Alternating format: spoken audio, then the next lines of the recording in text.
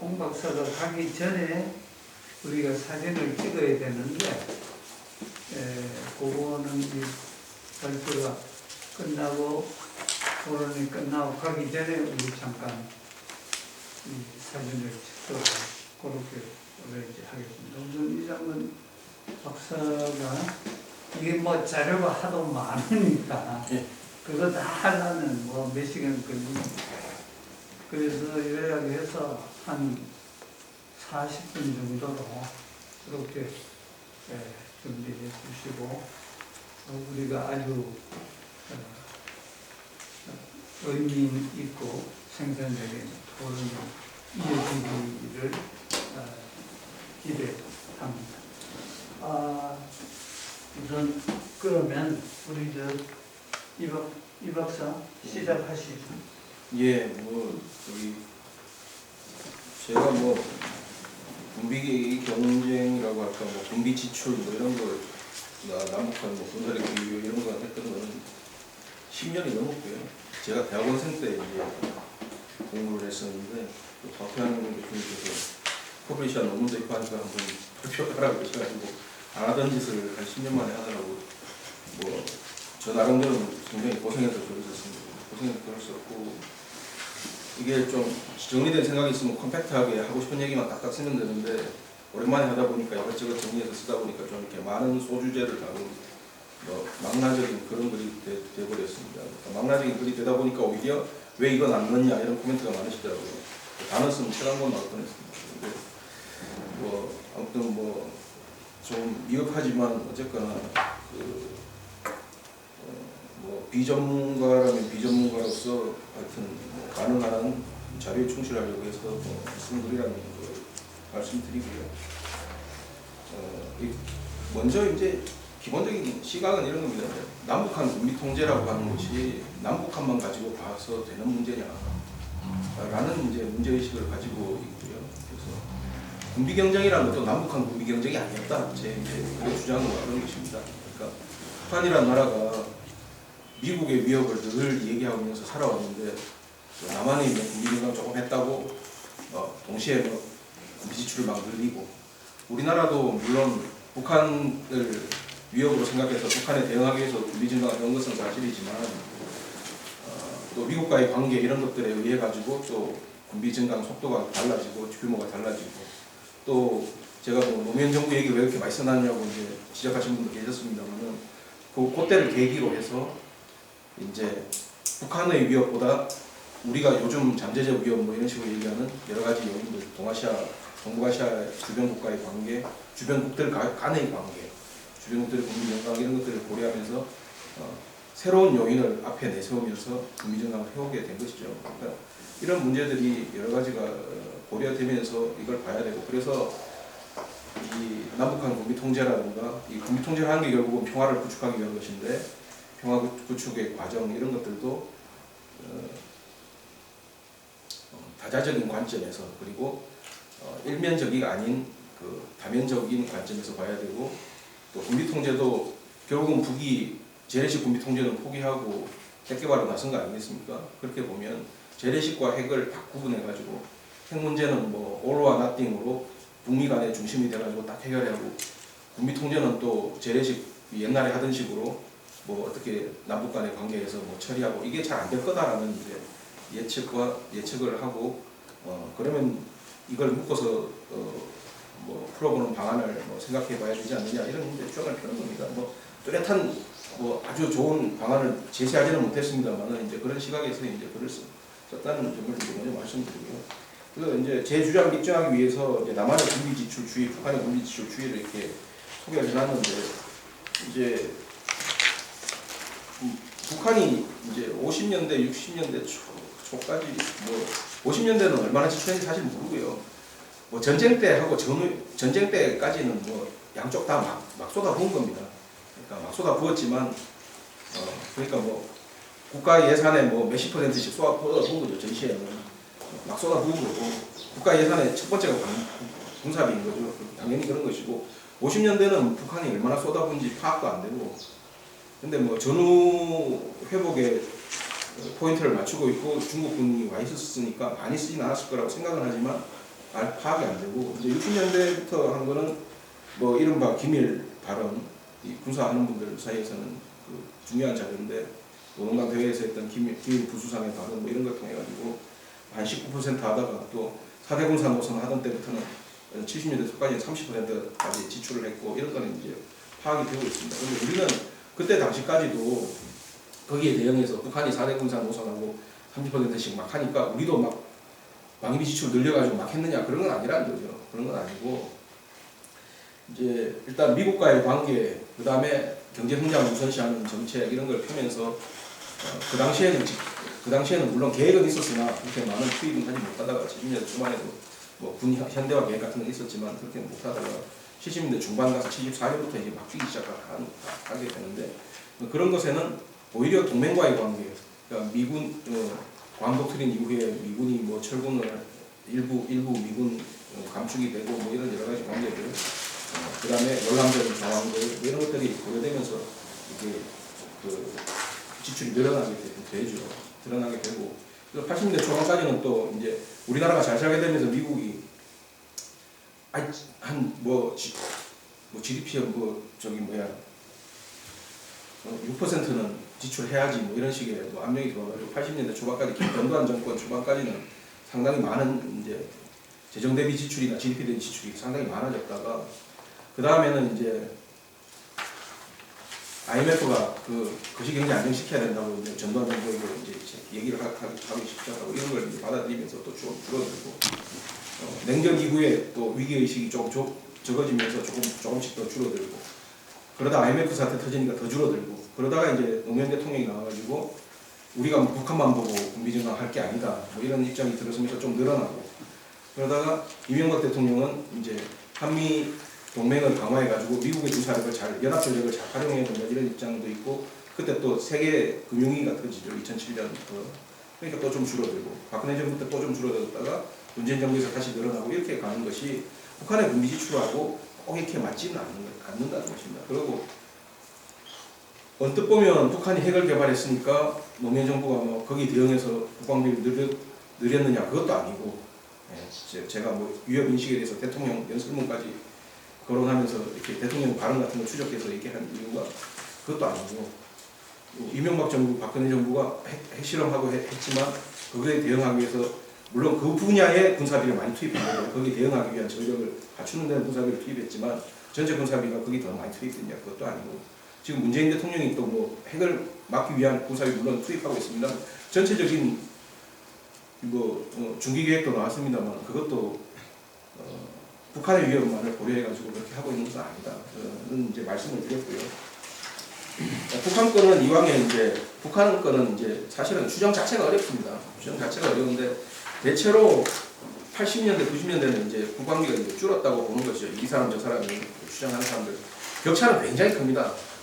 그 추정치 자체의 격차는 굉장히 크지만 어쨌거나 흐름만 보면 80년대, 90년대 좀 줄었다고 보는 것이 이제 거시경제 상황이 너무 나쁘니까 북한이 경제적으로 너무 자꾸 경제가 나빠지니까 좀 줄었다고 보고 근데 총 금액이 얼마인지는 모르지만 90년대 중반부터 오히려 늘어나는 건 성군 정책을 주장하면서 국방이 뭐 제1의 국사고 뭐 이런 식으로 나오게 되면서 늘어나게 되는데 특히 2000년대 뭐 2002년, 2003년부터 가면 이제 또 좀 전보다 또 좀 늘어납니다. 이런 거는 이것도 남한에 대한 위협 인식이라기보다는 부시 정부 때 뭐 북한을 악의축이라고 하고 아프간을 실제로 공격하고 뭐 이런 관계에서 대미 위협 인식이 증가한 거하고 관련이 있다고 봐야 될 것 같습니다. 남한에 대한 인식보다 남북 관계는 그때 좋았죠. 그렇게 이제 봐서 이제 그 서로가 이게 굉장히 많이 얽혀 있다. 관계가 많이 얽혀 있고 남과 북만 봐가지고 이렇게 군비 통제를 논의하는 방식은 이제 좀 탈피해야 된다는 이런 말씀을 드린 겁니다. 재래식 무기 도입 형태도 같은 맥락에서 볼 수 있는데요. 그 방위산업 육성을 박정희 정부 때부터 쭉 해왔습니다만 사실 국내에서 하는 데는 한계가 있고 제일 중요하고 제일 비싼 무기들은 이제 도입을 하는데 북한은 소련에서 도입을 했고 남한은 미국에서 도입을 해왔고요.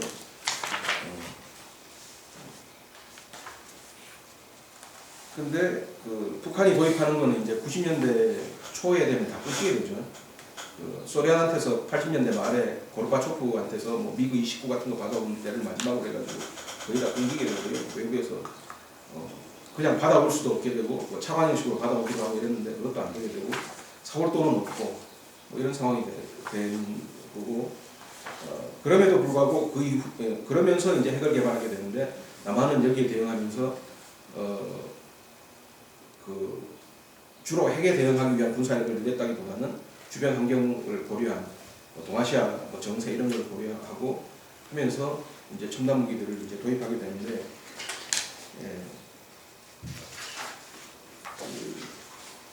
이렇게 봤을 때 뭐 여러 가지 요인들이 작용을 해요. 근데 이제 남북한 간에 대한 위협 인식만은 아니다.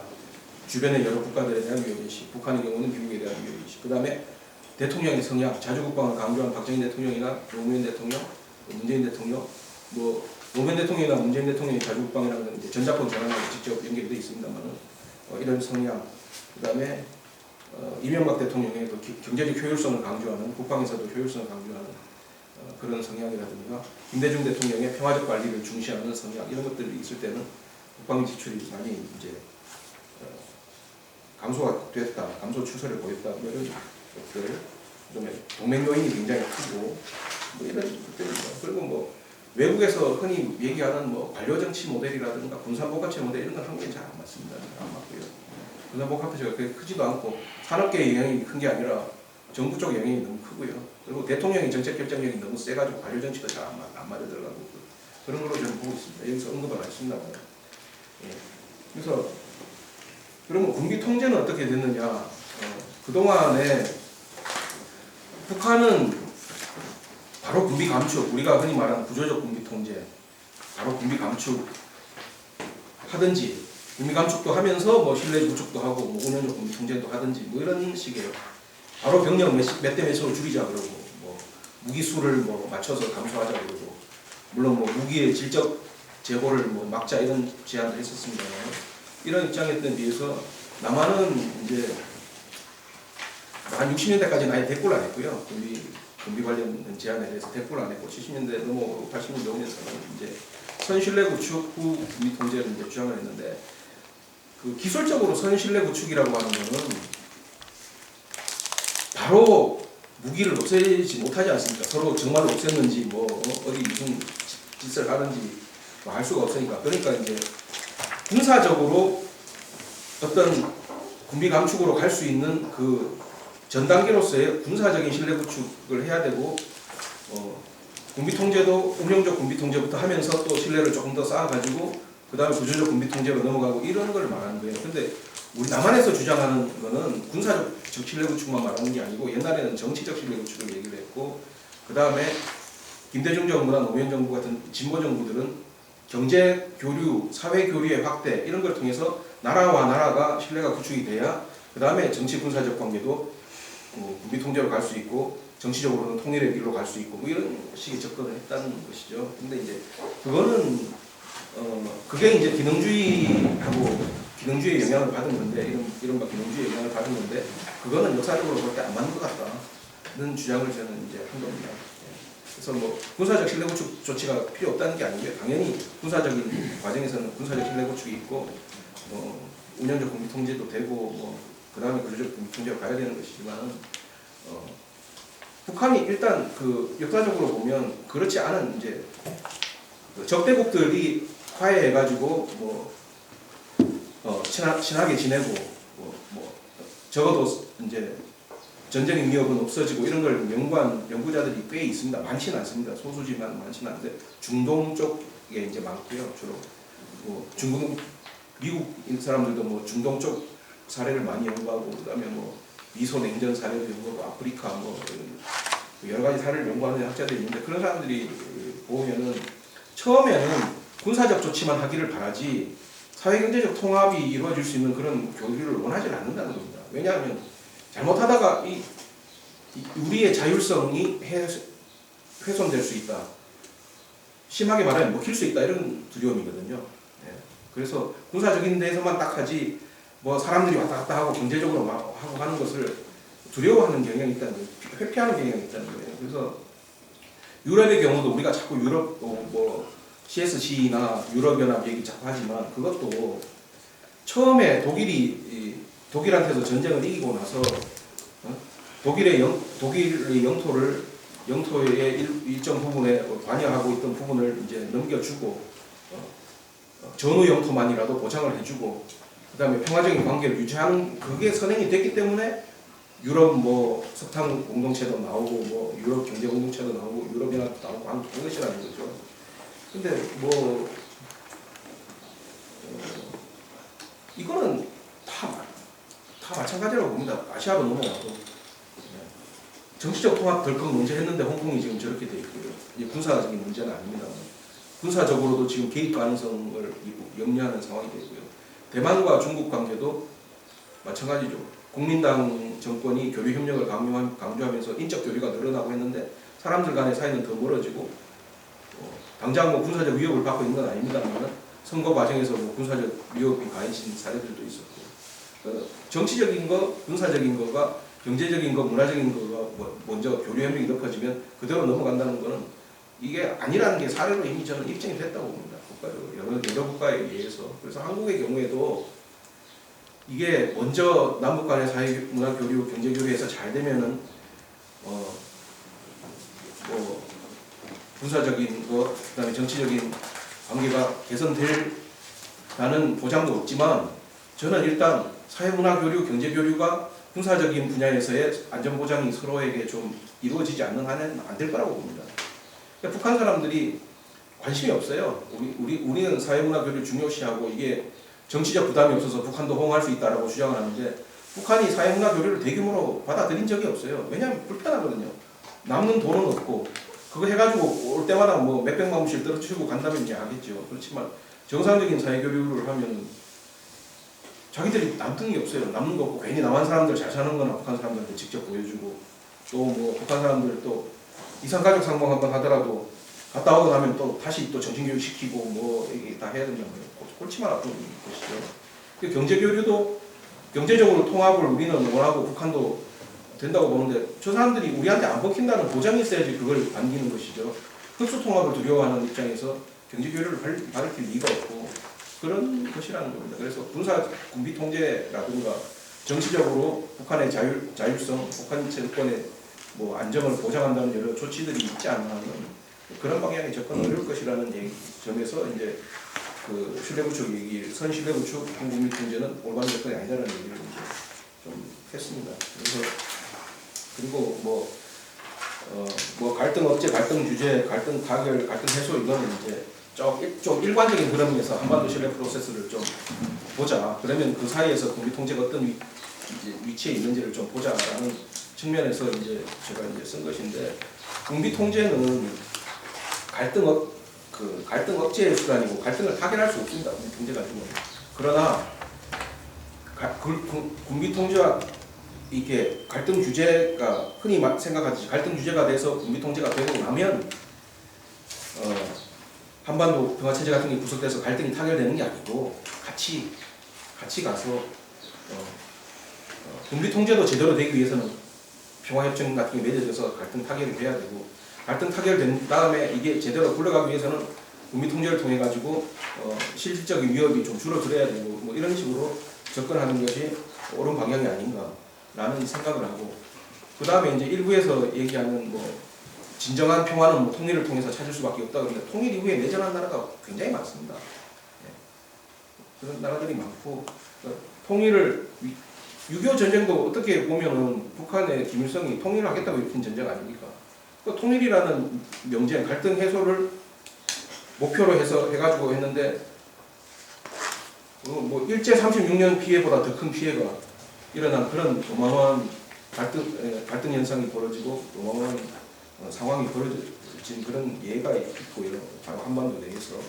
그래서 갈등 해소는 중요하지만 이제 통일이라고 하는 것도 이런 과정을 거쳐서 갈등이 타결돼서 안정된 평화가 이루어지는 이 과정을 거쳐서 그 다음에 이제 생각해야 할 문제다라는 이제 말씀을 이제 드리고 그를 위해서는 이제 좀 통제도 필요하다는 말씀드렸습니다. 그 다음에 이제 요즘 얘기를 조금 썼는데 뭐 북한은 지금 뭐 요즘은 동해상인가요? 서해상인가 뭐 육해군 공군 해군 합동 군사 훈련한 것까지 이제 문제를 삼으면서 다 그 판문점 선언 군사 훈련 이행하면서 위반이라고 그러잖아요. 그런데 그 구체적인 그 문구는 없어요. 훈련을 하면 안 된다 이런 문구가 없잖아요. 근데 이제 광의로 자기들 마음대로 그냥 광의로 해석해가지고 다 위반이라고 하는데 자기들은 또 군사 훈련 합니다. 하고 있고 우리가 첨단 무기 도입하는 것도 다 위반이라고 그러고 연합 군사 훈련하는 건 당연히 뭐 위반이라고 이러고 하면서 실제로는 그 문구를 보면 그걸 하기 위해서 남북 군사 공동연대 하게 돼 있는데 구성에는 협조를 안 하고 있고요. 뭐 이런 상황입니다. 왜 이러냐? 일단 그 남한하고는 별로 할 얘기가 없다. 얘기하고 뭘 교류해봐야 남는 게 없다는 판단을 한 것 같아요. 그러니까 지금 제재 레짐에서 한국이 빠지지 않고 있는데 한국이 제재 레짐에 동참하는 한 남한하고 교류 협력해봐야 별로 남을 게 없는 게 경제적으로 남을 게 없는 상황에서 남한을 일단 배제해놓고 오히려 남한에 압력을 가해서 그 레짐에서 빠지든지 아니면 미국을 더 적극적으로 설득해라. 핵 협상에 있어서 북한 쪽이 유리하도록 더 적극적으로 설득해라. 뭐 이런 압력을 가하고 있는 걸로 봐야 될 것 같고요. 그런 면도 있지만 이제 또 하나는 실제로 남한의 그 군사력 증강이라든가 뭐 이런 거에서 이제 불만이 있는 것이죠. 한미연합 훈련에 대해서 불만이 있고 한미연합 훈련에 대해서 사실 우리 책임이라기보다는 트럼프 대통령이 안 한다 그랬단 말이에요. 그 싱가포르에서부터 안 한다는 소리를 여러 번 했는데 아마 정상 간 만남에서 뭐 대대급은 하고 뭐는 안 하고 이런 식으로 얘기 안 했을 거냐 안 한다 그랬을 거란 말이에요. 그럼 북한은 트럼프 대통령이 안 한다 그랬는데 이거 왜 하냐 이거죠. 따지고 보면 미국에서도 트럼프 대통령만 하지 말자 그러지 돈 얘기하면서 주로 하지 말자 그러는 거지만 국방성, 뭐 육군, 뭐 해군, 공군 다 하자 그래요. 꼭 해야 되고 훈련 안 하면 안 된다고 다 그렇게 정부는 그렇게 얘기를 한단 말이에요. 그런데 이제 또 하나 하자는 게 우리 정부예요. 우리 정부 입장에서 안 할 수가 없잖아요. 특히 전자권 전환을 하려면은 공동 방위 능력, 공동 작전 능력 이런 게 시뮬레이션을 통해서라도 지금 실제로도 못 하고 시뮬레이션을 통해서라도 확인을 하겠다는데 그걸 가지고 이제 북한이 걸어놓지고 있는 거죠. 그것도 무조건 하지 마라 이런 식으로 이제 얘기를 하고 있는 것인데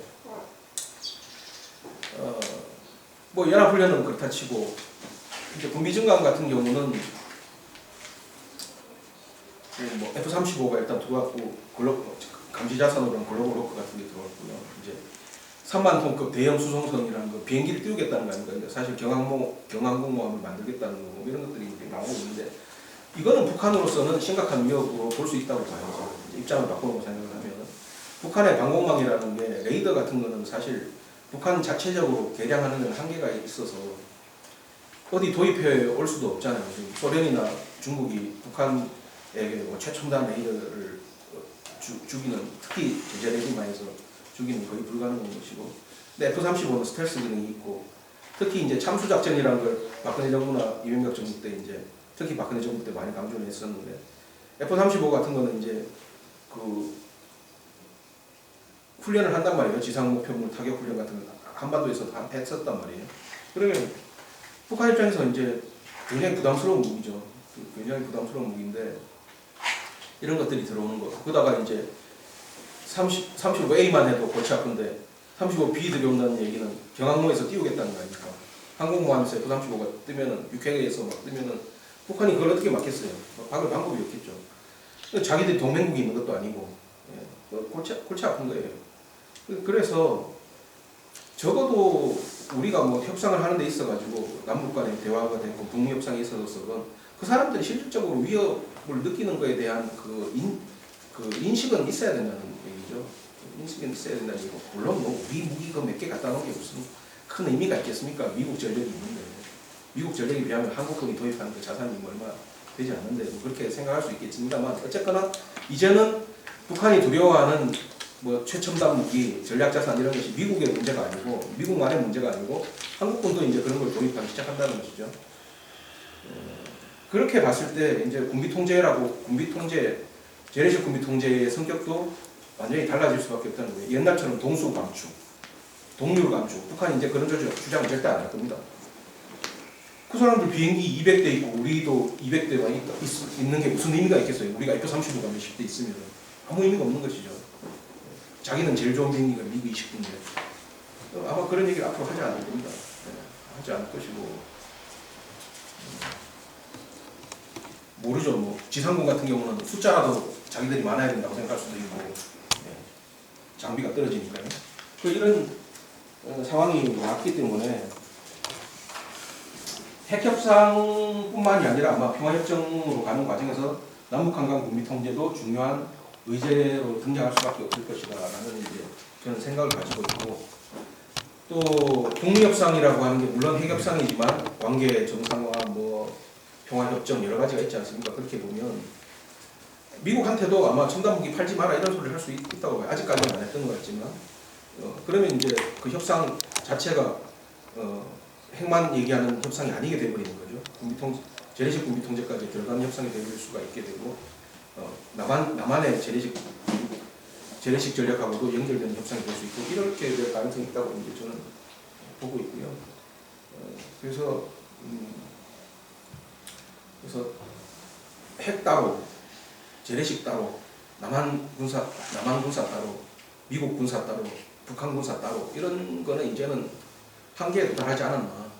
아직 본격화되지는 않았으나 북한이 슬슬 문제 제기를 하고 있고 그게 앞으로 이게 얽혀서 아젠다들이 얽히기 시작할 가능성이 많기 때문에 지금부터 어떻게 이 문제를 풀어갈지를 준비를 해야 되는데 준비를 할 수가 없죠. 지금의 스탠스로 그대로 간다고 하면 그냥 뭐 그대로 가는 거죠. 그냥 강경하게 대응하고 마는 것이죠. 전작권 전환은 반드시 해야 된다. 이게 그 정부 내에서 토의가 없었던 건 아닌 걸로 알고 있습니다. 토의가 없었던 건 아닌데 지금 스탠스대로 간다는 결론이 일단 내려진 걸로 저는 알고 있고요. 그러면은 전작권 전환해야 되니까 첨단 무기도 도입해야 되고 그리고 우리가 북한만 바라보고 방위할 거면 그게 아니니까 주변국도 바라보고 계속 군사력 증강해야 되고 이러면은 북이 과연 핵을 포기할 수 있겠느냐는 생각을 하는 겁니다. 미국하고 관계가 좋아진다 하더라도 북이 과연 핵을 포기하겠느냐.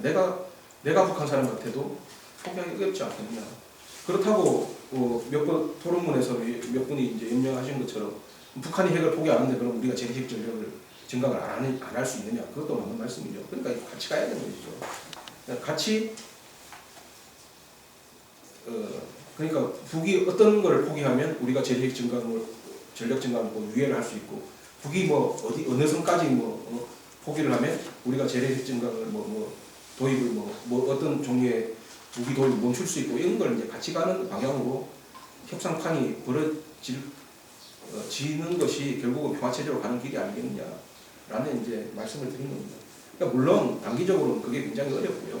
우리가 먼저 의제로 얘기할 필요도 없는 것이고 이거는 의제가 이제 불거지면 그렇게 되는 것이지만 거기에 대해서 그때 가서 또 그냥 난상 토론이나 하고 있을 상황은 아니지 않느냐. 미리미리 준비할 필요가 있겠다는 생각을 합니다. 그리고